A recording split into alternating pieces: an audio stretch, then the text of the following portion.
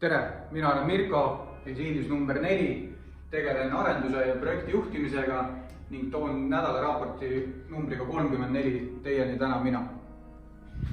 Esimese asjana vaatame üle artikli hetkeseisu ülevaate, mis annab meile informatsiooni artiklite, reserveeringute, laoseisu ja muu sellise kohta. Aga lähme vaatame seda asja. Artikli hetkeseisu ülevaadet on võimalik leida menüüst müüvi alt ja sealt valik artikli hetkeseis. Aga on ka lihtsama lahendus. Igal pool, kus kasutate artikleid, valite artikli välja, selle peal Ctrl või Command E ja kohe ta sealt avanebki.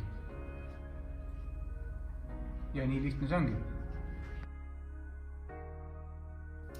Kas teadsid, et müügitellimustel saab määrata erinevaid lähetusaadresse?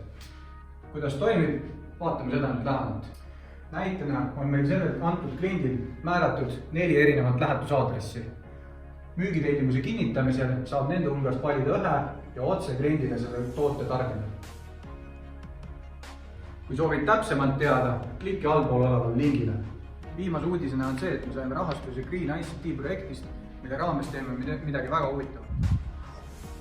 Selle toetusega teeme visiidi palju sobivamaks projekti tootmiste jaoks. Selleks, et nii suurt projekti hästi teha, on vajalikud ka head partnerid. Meil need õnneks on olemas.